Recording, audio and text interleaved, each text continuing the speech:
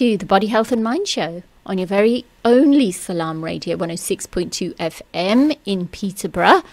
I just love that, you know, the vibrating sound at the end when it says, if you want to learn about Islam and Muslims. It just makes you so intrigued and want to listen to it more, doesn't it? Here I am, dear listeners, on your very own Body, Health and Mind Show on Salaam Radio 106.2 FM, broadcasting to you on this show. And then there's going to be a gap, but it's a special show, and that's the reason why I wanted to speak to you myself rather than call a guest on, simply because of the fact that I think I owe it to so many of you who listen to me for an hour every Wednesday. And I know I have my regular listeners, and it's an absolute delight to be with you today. And I'm going to miss all of you for a couple of weeks, but it doesn't matter. I'll be back and bring you some wonderful shows, hopefully, inshallah, in the beautiful month of Ramadan. And what I'm going to talk about today, before we actually talk about the previous topic, is I'm going to talk about the shout-outs that I'm going to give to some special people who I know are listening and waiting. And that's why I've got a big smile on my face, because I'm going to talk about two very special little girls. And one's not so little, one is little. I've spoken to both and I've met both of them, and they're very inspirational, actually. So I'm going to tell you the names of one of the little girls, and her name's Sakina Iqbal. I've paused after that because I'm going to say her name again, Sakina Iqbal. Sakina Iqbal's a very special little girl because she's a very intelligent little girl. And I think, quite like me, she's a very good conversationalist. She speaks very well. She's very confident. And a little birdie told me that Sakina Iqbal likes painting. And her favourite subject at school is art. And she goes to the Westwood Academy. She's in year 4. So if any of Sakina Iqbal's friends are listening to this, I'd really appreciate that you give her a high five tomorrow when she goes to school to tell her how special she is, because she's ever such a good girl. And the thing that she loves to do is to draw flowers or paint flowers, and she's very good at it as well. And I thought I'd appreciate her on Salaam Radio, because I do like to appreciate talent of young children, and I think that they deserve a bit of a shout out and a bit of recognition. So from my end, Dr. Shabina, Sakina, if you're listening to this, this is me dedicating my show to you. So I hope you're going to listen to it. I hope it's going to help people that you know who are a bit more older than you. And yes, how wonderful that you've been dedicated my show that's going to be, I'm going to be away for a couple of weeks. So it's essentially my last show before May. Isn't that brilliant? And I'm very proud of you as well. So well done in everything that you do, Sakina. And the second young girl that I want to talk about is wonderful. And the reason why I mention her name is because she's won an award recently. And I'm going to give another shout out to Ruqayya Iqbal. And Ruqayya Iqbal is a student of year 7 at the Iqra Academy. And she recently won a Quran recitation award. And she was very commendable in her articulation of the Holy Quran's words and ayahs. And she was presented with an award for that. So well done, Ruqayya. So automatically my show gets dedicated to you as well. So well done. And these two are both sisters, by the way, which is wonderful, which just goes to show what wonderful manners they have. And you can just see what wonderful young adults they're going to grow into. So just remember that work hard at school, all of you, just like Sakina and just like Ruqayya, and you're going to grow up to be wonderful individuals as well. And be polite and kind to the people in your school. The third person I want to give a shout out to is someone very special who's fighting an illness at this time. And he's 19. His name is Osama Tazim, and he's fighting a very aggressive form of brain cancer. And I met Osama yesterday, and I promised him that I was going to take his name on the show.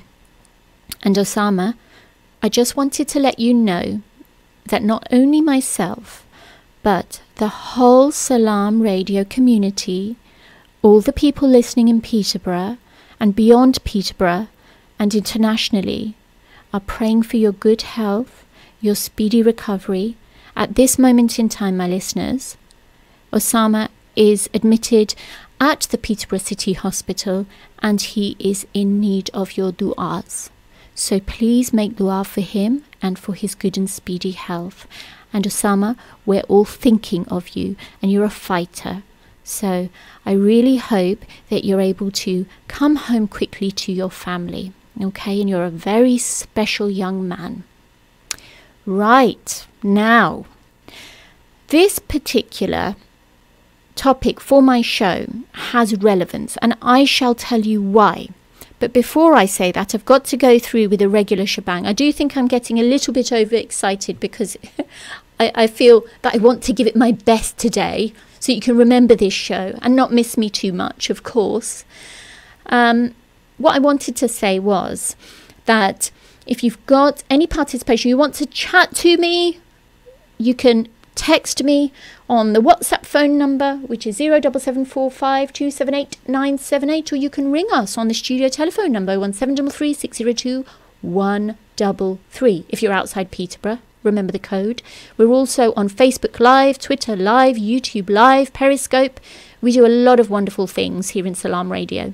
So don't hesitate to communicate with us as well.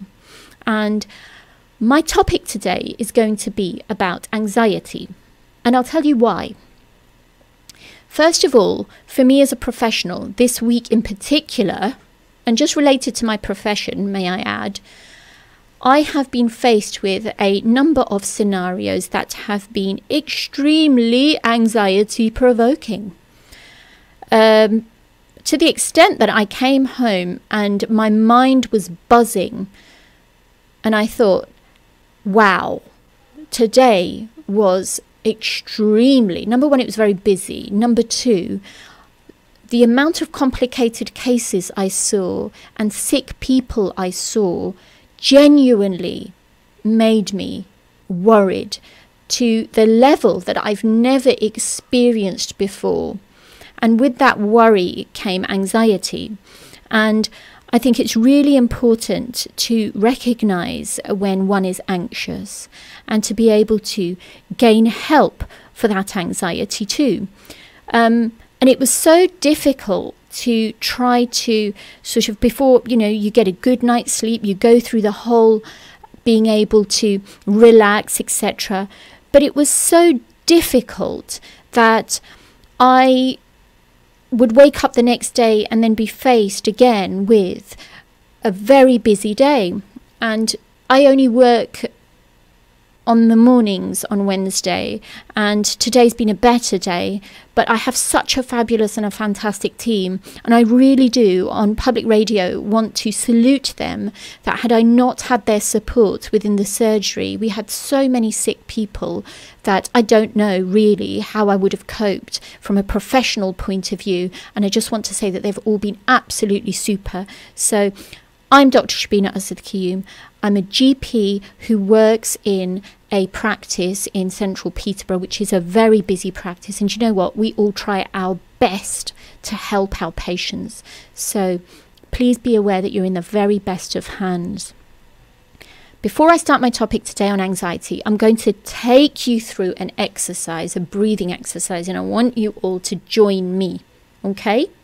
So what we're going to do is I'm going to ask you to take a deep breath in for 3 seconds. So let's take a deep breath in all together. So take a deep breath in.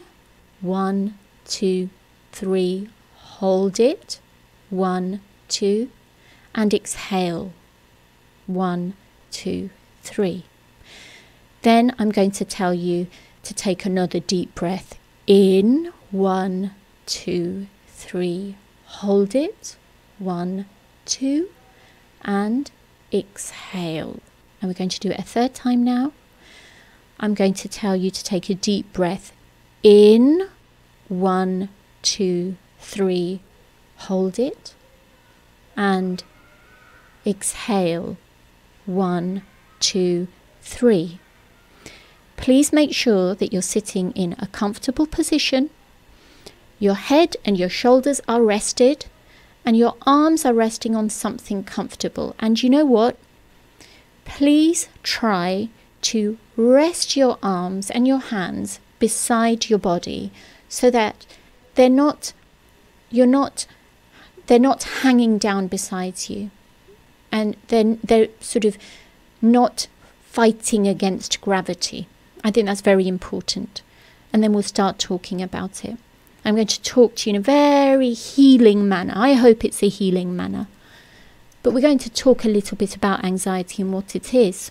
And it's really normal for people to feel anxious from time to time. And every individual that comes to see me within my surgery is different. Everybody has a different story. Every patient is different. Every human being is different. And we all have a different mindset and how we perceive or accept things. And most people do get anxious. However, anxiety becomes abnormal if it interferes with your day-to-day activities. Now, anxiety has a variety of disorders. You know, you could have various trigger factors to it. And I want to talk a little bit about the disorders and the names of them as well. So we're going to talk about, in the first half of this show, what anxiety is, what are the other anxiety disorders. But let's talk a little bit about some of these symptoms that you may feel if you feel you may have anxiety, and if you have them on a regular basis. And if you do, you may have anxiety and may need to see a clinician or your own GP. In fact, your own GP would be much better. So, there are unpleasant physical symptoms when you have anxiety. And a lot of people that come to me describe symptoms like having a fast heart rate, the sensation of having your heart thumping, a thumping sensation. People say it's palpitations, but yes, a thumping sensation. Some people think that they feel sick, have nausea. A lot of people describe shaking or tremors. A lot of people describe sweating. Some people say that they have a dry mouth. Some people even say that they have a chest pain or a tightness. And there are a group of people that also say that they have headaches. And unfortunately, there are those people that also say that they have all of these symptoms. So if you find that you're regularly, when exposed to a particular event, for example, or hear some news, and you're regularly having the symptoms that I have described, and there's no real reason or cause for it, then I would say that you may be suffering from symptoms of anxiety. And the reason why we have these physical symptoms are because, and it's just partly it's a reason, not wholly attributed to the brain, but the brain sends lots of messages down to the nerves in the various parts of our body when you're anxious. So your brain's actually working in overdrive. And these nerve messages tend to make the heart, they tend to make the lungs and other parts of the body work faster. In addition to the brain sending messages, you also release these special hormones that are known as stress hormones. I'm going to keep the language very, very simple, such as adrenaline, into the bloodstream when you're anxious. And the adrenaline also acts on the muscles of the heart and the lungs and other parts of the bodies, and thus a combination of these symptoms cause anxiety. So partly to do with the brain and partly because of this chemical called epinephrine. And thank you very much for joining, all of you that have come on board and are listening. It's wonderful to see you. Now, Like I've said before, when you're in normal situations, the brain has the ability to filter out the good and the bad and the anxiety-provoking situations under normal circumstances in the general population. However, most people will be anxious when they're threatened, for example, by an aggressive person or before an important race. Then what happens is a burst of adrenaline and nerve impulses then come forth and initiate what we call a fight or a flight response. Flight means to go away from the situation, and a fight response means to fight this. And you have a surge of adrenaline.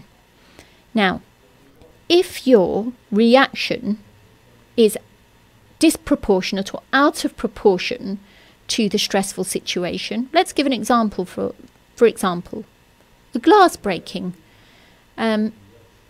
I would state that yes, it can be anxiety provoking. Your first instance is to clear up the mess, make sure that nobody is exposed to the dangers of the shards of glass, and then you try to clean it all up.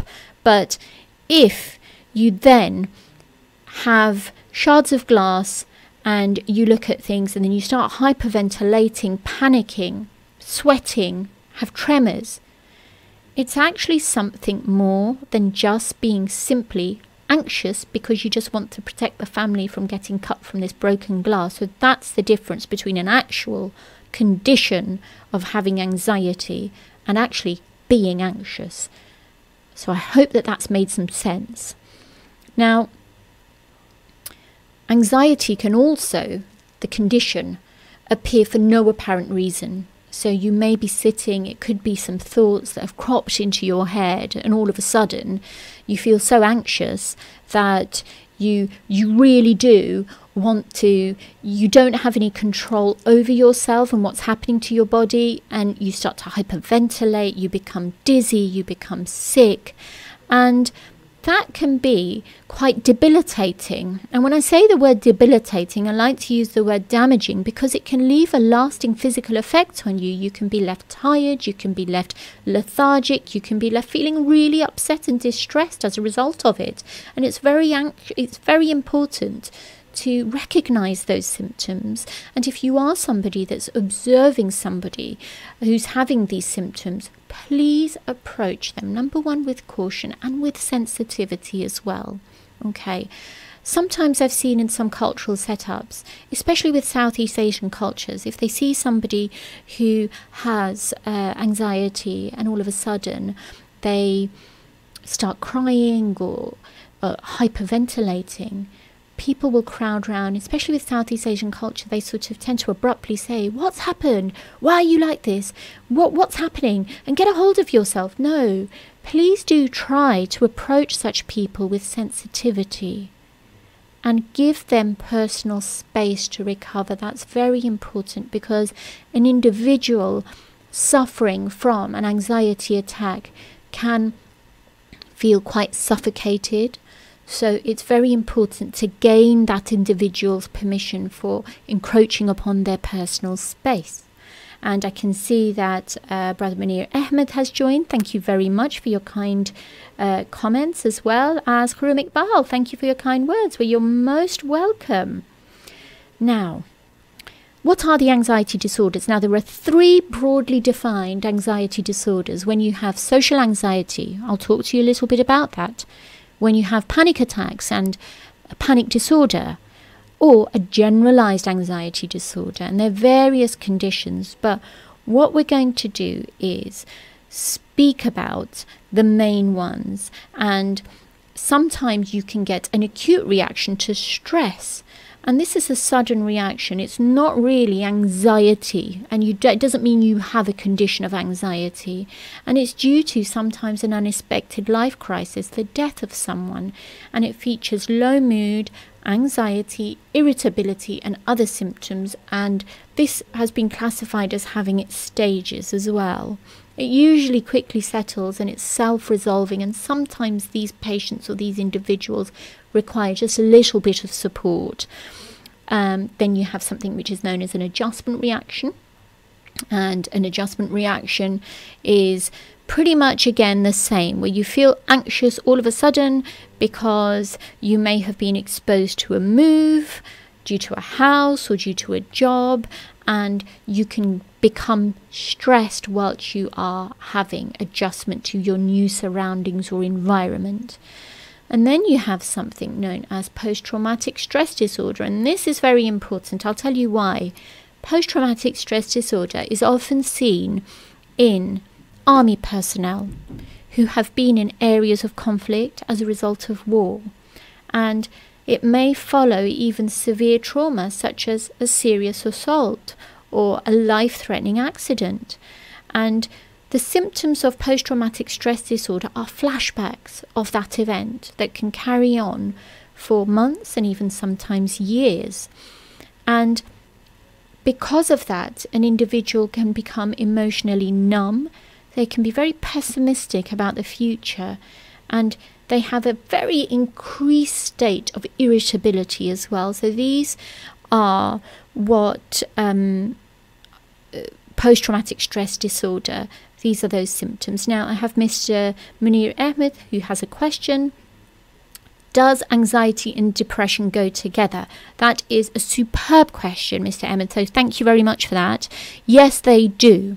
And when they come together, they are often known as mixed anxiety and depressive disorder if an individual is diagnosed as having that. And they can have depression and they can have anxiety as well.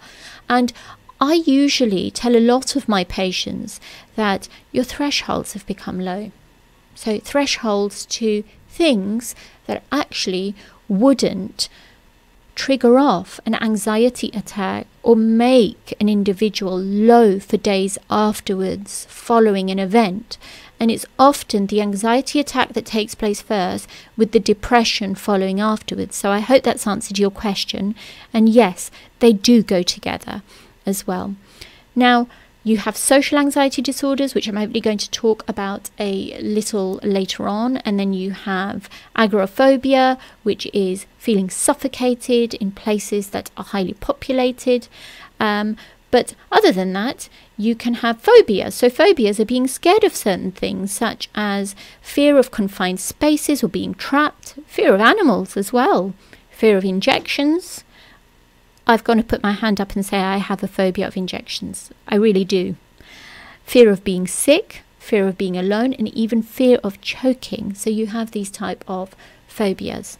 And I'm going to talk a little bit about panic attacks. And then we're going to go on to talk a little bit about CBT, which is cognitive behavioral therapy.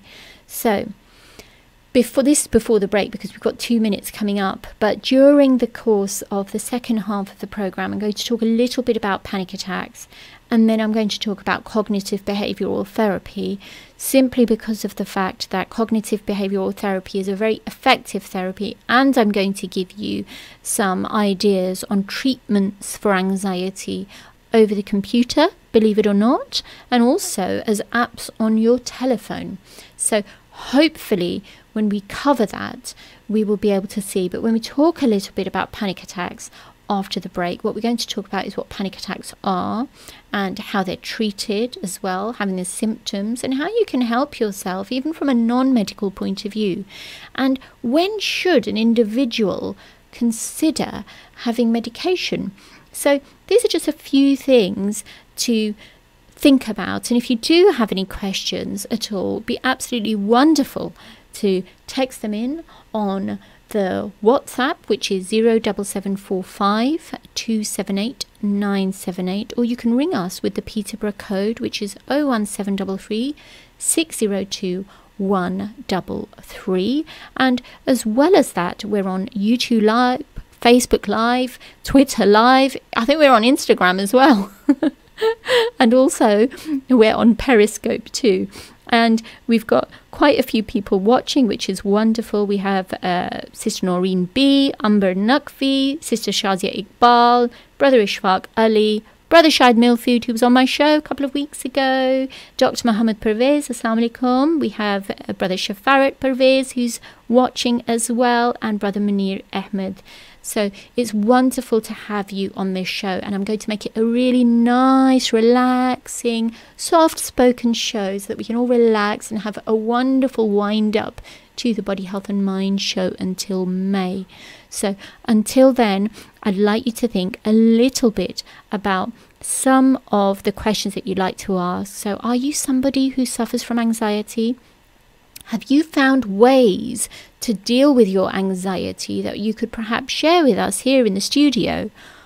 Or do you know somebody that is anxious or has anxiety and you don't know how to help them? Now, if these are questions that are going through your mind, you'd like some help on that, then be rest assured that when you come back after the break, I shall be helping you answer your questions. So please don't go away for a very important second half. You're listening to Salaam Radio, and it's now time for Isha Azan. This Azan is sponsored by UK Islamic Mission, serving humanity since 1962. Allahu Akbar, Allahu Akbar, Allah.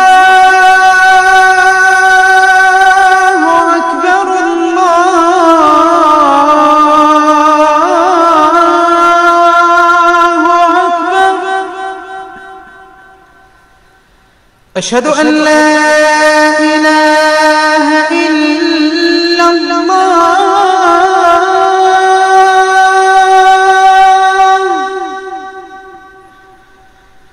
أشهد أن لا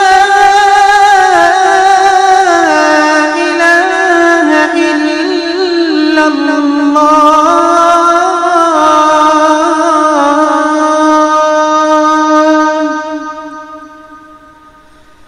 أشهد أن محمدًا رسول الله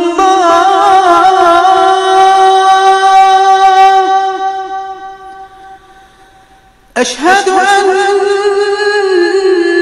محمدًا رسول الله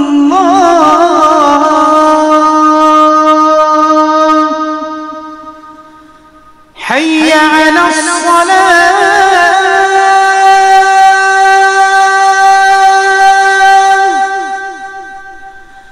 حي على الصلاة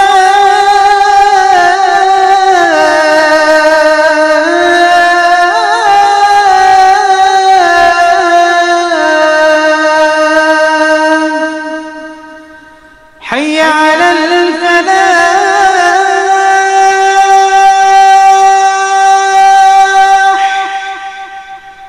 حي على الفلاح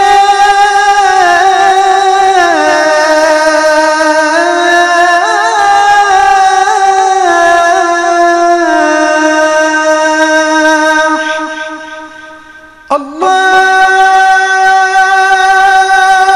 أكبر الله أكبر لا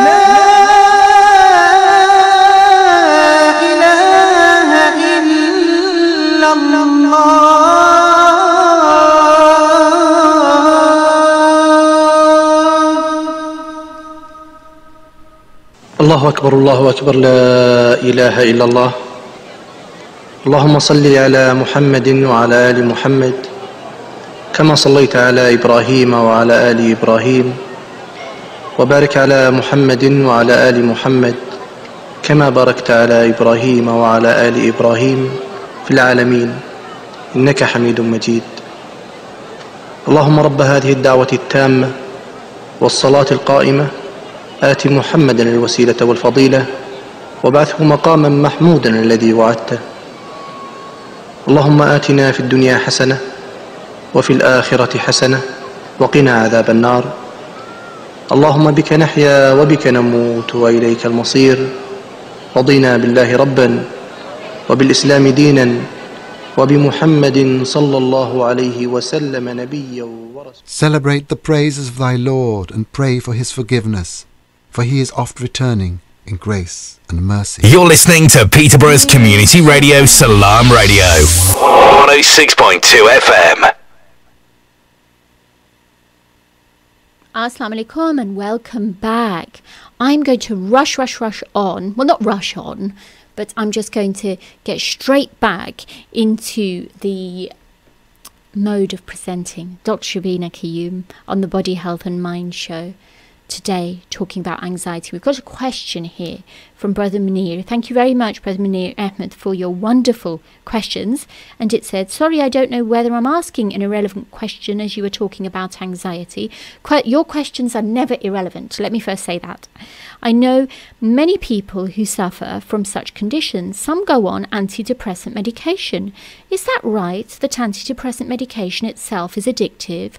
Once on that medication, the person who suffers is dependent on it for life. Let me answer your question in part. So it's a very good question, and I get asked this question most of all in most of my consultations. And the question is, no, antidepressant medication, you do not become addictive to it. And some that go on it, I usually tell them,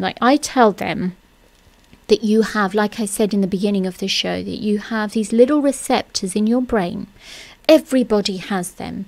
And they have something known as an inhibitory reflex, which basically means that if you come across anything negative, the mind usually is able to, as a reflex, able to handle that by the release of happier hormones known as endorphins, which also have their place. And you generally, the mind has an inhibitory reflex which gives you the ability to handle or deal with the event, sometimes in a short span of time, and for some people it takes longer.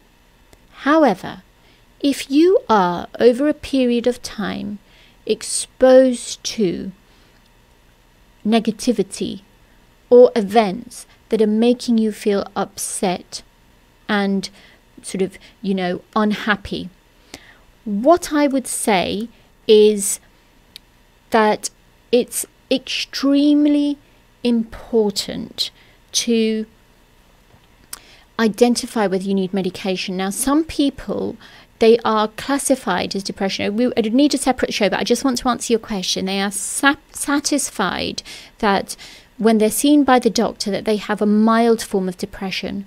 And the ones that have a moderate to severe form of depression often require medication. And often the medications that are given have something which is known as, have SSRIs. Now, SSRIs are antidepressants, and they're known as selective serotonin reuptake inhibitors. And what they do is they're used as antidepressants, and what they tend to do, they're usually the first choice of medication to give in people that have depression, and they also help a little bit with anxiety. And what they do is they increase the serotonin levels within the brain. And what is serotonin? Serotonin is it's a chemical that carries signal between the nerve cells in the brain, and it's supposed to have a really good influence on your mood and your sleep. So these medications help increase the level of serotonin in the brain. And that is why people are put on them. So when your little receptors in the brain are clogged up, like I say to some of my patients, you need a medication to clear all that negativity out. Just imagine your shock absorbers in a car. With time, they lose their efficiency, don't they, when they're exposed to many shocks? Therefore, you need some type of mechanism that clears them out. And this is what antidepressants do. They clear out that negative that's accumulated within the receptors of the brain. And you have to often stay on them for 6 months, 4 to 5 weeks. They have side effects, which are settling periods for you. And the reason why we suggest that they're not addictive is because you're supposed to be weaned off them. The reason is because if you come off them straight away, there is the risk that your unhappy symptoms will rebound back. So you have to ease off the medication, because you're easing away and letting your brain take over the job that essentially the medications were doing, so that you have enough of this serotonin hormone then the brain itself is just releasing. Does that make sense? I hope it really does. But it's a wonderful question, Brother Munir, so thank you very, very much. Now, we've got Brother Shazad. What measures can someone take to overcome depression without medications? I will tell you about that when we're covering the anxiety topic, Brother Shazad. And Sister Ruxana, thank you very much for listening to the show, Sister. Salaam, Sister, thank you for talking about anxiety. As a sufferer, people don't realise how debilitating having anxiety is. A small trigger and you are back to square one. I would recommend get help, whether that's medication or counselling. Also look at your life choices and put yourself first. You can live a happy life with anxiety and depression. And what a beautiful piece of advice that is. So thank you very much, Sister Ruxana, for giving that advice. And it's very true what Sister Ruxana says. And Brother Shazad, I will hopefully attempt to answer your question in line with trying to address anxiety. So when we were talking a little bit about anxiety, I wanted to talk about panic attacks and what is a panic disorder. So there are 1 in 10 people within the United Kingdom that suffer from occasional panic attacks. And if you have a panic disorder, it means you can have repeated panic attacks, which is quite horrible, quite exhausting. Like Sister Ruxana said, it's very debilitating indeed. And the frequency of attacks can vary. So in panic disorders, there may be an initial event that takes place and it causes panic, like sweating, palpitations, hyperventilating, breathing fast, feeling sick, nauseous, having a dry mouth, trembling, shaking and shivering. That is literally what panic disorder can bring about, as well as chest pain and tightness as well. These attacks are not always predictable either. So if you have a panic disorder, you will also have an ongoing worry about when the next panic attack is going to take place. And often that can be quite difficult to treat.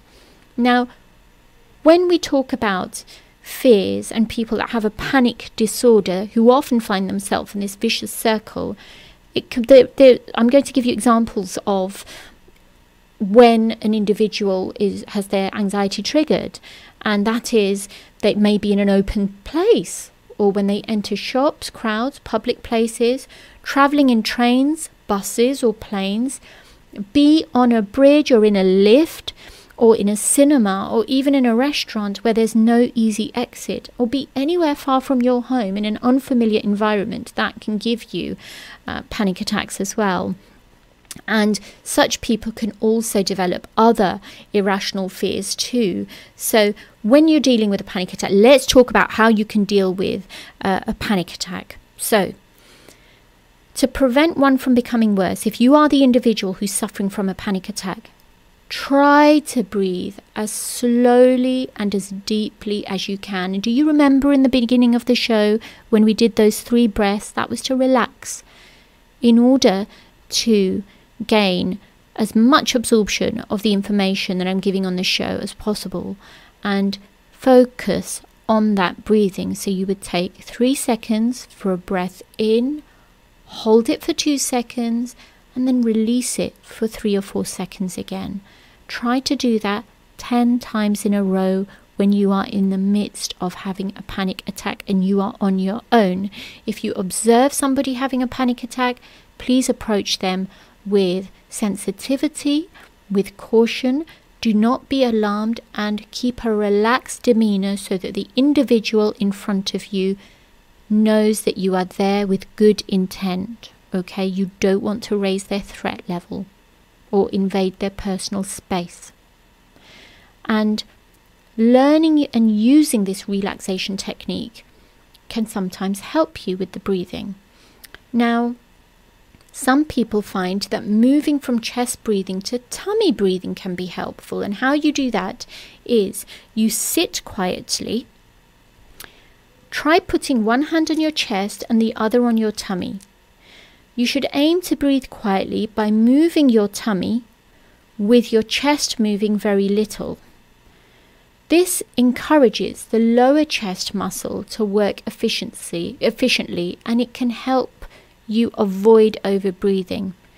And somebody once told me that when they're giving a speech, they are told to speak when they are breathing outwards so that they don't feel nervous or hyperventilate.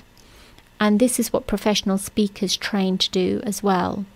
Now, when we're talking about treatment, and in line with Brother Shehzad's question, no treatment is needed if you have an occasional panic attack. However, what we can do is something known as cognitive behavioral therapy. Now, it's this type of specialist talking treatment, and it's probably the most effective treatment as well. Studies have actually been conducted around CBT and show that it works well for over half of the people with a panic disorder and agoraphobia. And CBT is a type of therapy that actually deals with your current thought process and behaviors, and it aims to change your thought process through creating strategies to try and help cope with these negative patterns, which may help you then to deal with your panic attacks and manage your panic disorder more frequently. So, Brother Shehzad, CBT is one measure that you can undertake to try and address anxiety. So when we talk about it, it's the way we think about things. So I want to talk a little bit about cognitive behavioral therapy, because I don't want to talk too much about what is anxiety, etc., because we all know what it is. As an individual, you would know what it is. So I think it's very important that we know how to deal with it. So let's talk a bit about cognitive behavioral therapy, because it seems as if a lot of interest has been generated in what the non-medical treatments are. So let's talk a little bit about that. So cognitive means the way we think about things, and this cognitive therapy also helps us to understand our thoughts so we can think about things more positively. The behavioral aspect helps us to then change any of our actions that cause us harm or are unhelpful. So let me give you an example. Staying at home all the time because you're fearing something outside. And what cognitive behavioral therapies do is that it will tell you and train you on how you should think about certain things and situations. So there are two aspects to it. You've got the cognitive therapy and you've got the behavioral therapy as well. Now, with cognitive therapy, our thoughts include our ideas, our mental images, our beliefs, our attitudes as well, and these are called cognitive processes. Now, cognitive therapy is designed to help you understand your current thoughts. It can help you identify any harmful, unhelpful, and false ideas or thoughts that you have. Behavioral therapy aims, like I said, to change any behaviors that are harmful or not very helpful. So, like I gave you the example before, now this can go on to develop some phobias in people. If you tend to not want to go out, then the behavioral therapy is something known as exposure therapy, desensitization therapy, that helps you being exposed to the, I call it, stimulant of your anxiety, little by little, just so that you can get used to it. But the therapist will then show you how to control your anxiety and how to cope when you are faced with those feared situations. Now, CBT actually itself is based on the idea that your situations, your thoughts, your emotions, the physical feelings that come with those emotions, and then your actions after those physical feelings are all related to each other. And they are, because it's an event, the situation, that triggers off the rest of these feelings and emotions. And it helps you to identify those specific problem. So how do we actually stop negative thoughts? Now, there are helpful and unhelpful ways of reacting to a situation. So if you've got the insight, sometimes thoughts, feelings, physical sensations and actions can trap you in a negative cycle. They can, and create new situations that make you feel worse about yourself. Have you ever heard of the saying, and make a mountain out of a molehill? This is literally that, but your mind actually starts playing these games on you whereby you feel hopeless then, helpless, you feel lonely, you feel depressed, and most of all you feel tired, and you become trapped then in this negative cycle, sitting at home alone feeling bad about yourself. CBT aims to stop the negative cycles by breaking down the things that make you feel bad, anxious or scared, by making your problems a little bit more manageable.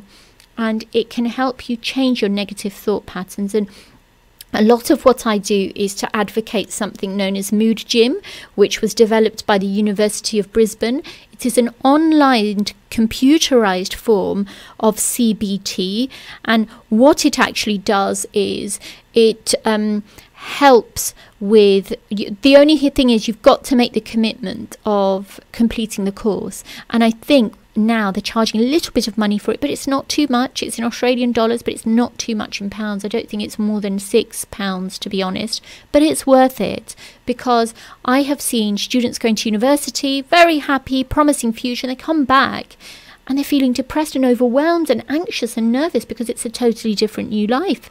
So I often signpost them to Mood Gym, which is a form of computerized cognitive behavioral therapy. And then you have exposure therapy. So exposure therapy involves starting with items and situations that cause anxiety, but then your anxiety is kept at a level that you can cope with it. Okay, so you need to stay in this situation for 1 or 2 hours. This is the situation that makes you anxious, for 1 or 2 hours, until that anxiety reduces. You need to repeat it. You cannot come out of it, because your anxiety would then return. And after a few times of trying, the anxiety isn't as bad and it doesn't last as long. And I can tell you, I used to be somebody who suffered from social anxiety. This is me as a professional and having children, etc. I was scared that I'm going to take them somewhere and, you know, I'll just steal my eyes off them for a little while and then somebody's going to pick them up and take them away. And I suffered from real social anxiety, and I embarked upon this desensitization or exposure therapy, and it really helped me. And now, oh my goodness, I'll sit in my car and I'll take them to the seaside and things all by myself, so that's not a problem now. This is the case of a survivor of that, and I raise my hands and very proudly say that if I can do it, all of you can. Now, what I think is important is you find a good therapist. And part of finding a good therapist is that you usually speak to your GP, and here within Peterborough you do have a referral service whereby your GP can refer you, because CBT is a therapy. It is not counselling, it is therapy. Okay, so you need to ask for CBT specifically. And if you want to go to somebody privately in the UK, there is a British Association of Behavioural and Cognitive Psychotherapies, and they keep a register of all accredited psychotherapists. And the British Psychological Society also has a register of chartered psychotherapists, psychologists as well.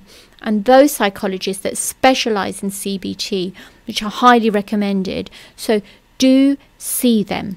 Now, when you see a psychotherapist, you'll probably have about 5 or 20 weekly or fortnightly sessions, which usually last for up to about an hour. And first few sessions are made sure that CBT is actually the right therapy for you, but that can be established by your GP as well, so I won't worry too much about it. And how do you make progress? Okay, now, by questioning your upsetting thoughts and replacing them with more helpful ones. So where, on the other hand, I have a lot of people that say, I don't want to talk about my negative feelings. But it's not talking about your negative feelings. It's about identifying your feelings. You don't have to talk about it, but then replacing them with positive ones. Recognize when you're going to do something that will make you feel worse, and to be able to do something more helpful instead. And you'll discuss with your therapist at each session on how to make things better and how to embark upon those various strategies as well. Now, there are some self-help books, and I will tell you where to get these self-help books. I know that Peterborough Women's Association, that does a wonderful job here, that's a group on Facebook that has got thousands of women on it, were asking a couple of days ago about self-help books. And reading is a wonderful way of relaxing as well. I've recently started reading and I fall asleep within 2 minutes, but I don't know if that's because I'm extra tired. But yeah, it's very useful. Now, overcoming self-help books, okay? So within the United Kingdom, the Royal College of Psychiatrists endorses the Overcoming Self-Help series of books. And these are books and CDs. They're based on CBT, and they cover more than 30 common mental health problems. And some of the titles include Overcoming Anxiety, Overcoming Low Self-Esteem, Overcoming Grief, which is so important. The amount of people I am seeing suffering the repercussions of grief is enormous. So do have a look at the Royal College of Psychiatry website, please. And you can find NHS endorsed books as well. You also have the online mental health services. So you can, a lot of people don't like the group therapy, so going in and talking about, you know, who you are and what your name is and where you come from. And some people will be catered at, but in my experience with some of my patients and the patient demographic that we catered to, especially with regards to our listenership audience on Salaam Radio, a lot of people don't actually like the group therapy sessions. You can also have community and phone and email CBT. And if you don't want to meet a therapist, you can't find one in your area, you can save travelling time. Phone or email CBT is like having a face-to-face session, although that you talk to a trained therapist over the phone. And this is private, so it's been increasingly offered by private therapists and sometimes by workplaces and charity, which is really important. I've spoken about computerized CBT as well, so this was just a little bit about CBT, and we're coming to the end of the show, but what I wanted to talk a teeny weeny bit about was medicines for panic disorder. Antidepressants, as I've said, they worked well, and I've told you how they can sort of, you know, clean out the shock absorbers in your brain, okay? And also, it's usual to take an antidepressant for panic disorder for at least a year. And at the end of the course of treatment, don't stop the antidepressants suddenly. You should reduce the dose gradually under the supervision of a doctor.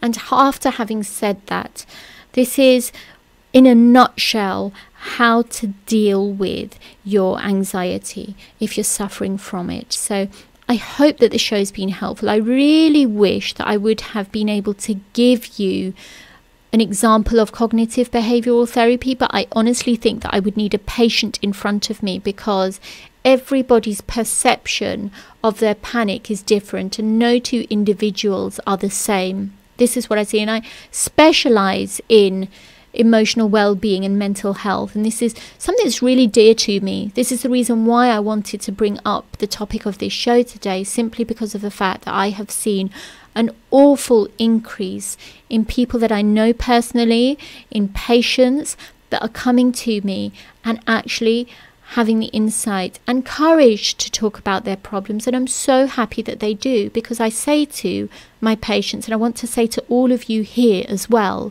that the moment you realize that you need help is your first step to recovery. Therefore, you should be very proud of yourself that you have taken that first step and that you go in to see a doctor, regardless of how you feel in that consultation and how you feel when you come out. There are people that have said they've come out of consultations and feel worse than when they got in. But when you go in and then you come out, you should give yourself a pat on the back and feel proud of yourself that you have taken the step to actually see your doctor, because that is the first step to recovery. And I say to most of them that it will only get better from here. So be very proud of yourself that you've done that. And it's been such a wonderful show. It really has been.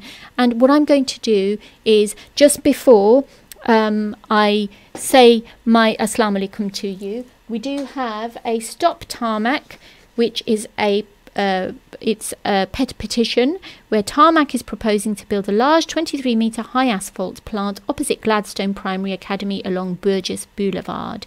So visit www.stoptarmac.co.uk to object to these plans. And at the closing of my show, I'd like to thank all of you for spending your evenings, giving me company, actually. I'm so grateful for you. I love my job as a GP. That is going to continue, obviously. I'm going to be back in May again with wonderful, wonderful consultants and specialists. And I can tell you, we've got an amazing lineup of consultants that are going to come back in May. In the meantime, from your very own Dr. Shabina Asad Kiyum, I bid you farewell until May. Assalamu alaikum, and Allah bless you, all my brothers and sisters, and remember me in your dua. Assalamu alaikum. Your number one for local